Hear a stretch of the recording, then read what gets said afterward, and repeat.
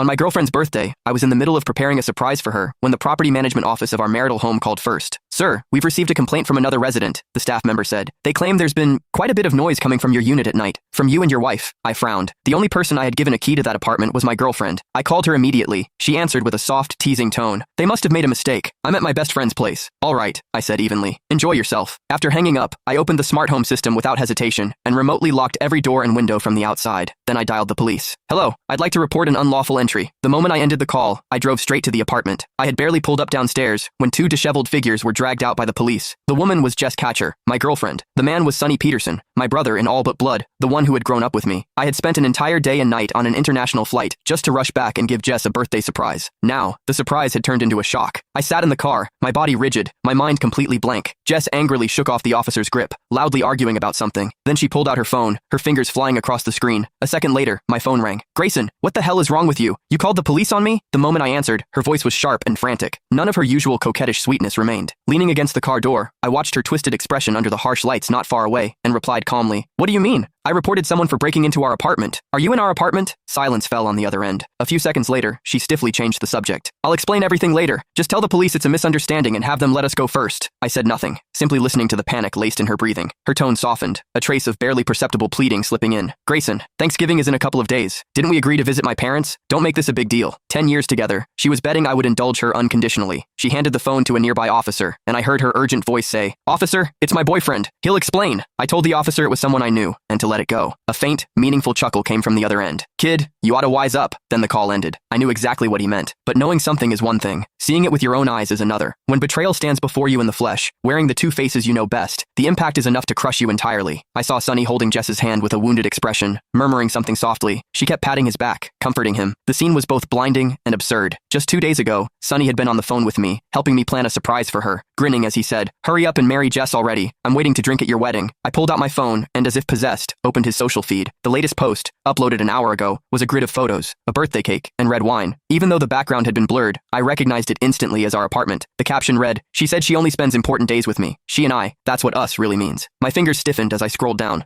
Last holiday, Jess had told me she had to work overtime on a last-minute project, pulling an all-nighter. On Sonny's feed, there were two intertwined hands, fireworks lighting up the riverside behind them. On the woman's wrist was a small red mole, one I knew all too well. On the last Valentine's Day, Jess had said her best friend was heartbroken and needed company. Sonny had posted a photo of 2 movie tickets, before sunset, with the caption, Watching an old film with the one I love. And then there were the 14th of every month, when Jess always found one excuse or another to avoid seeing me. So that was where she had been, with Sonny. What else was there left not to understand? Not far away, the police seemed to finish lecturing them, and began to leave. Sonny took Jess's hand,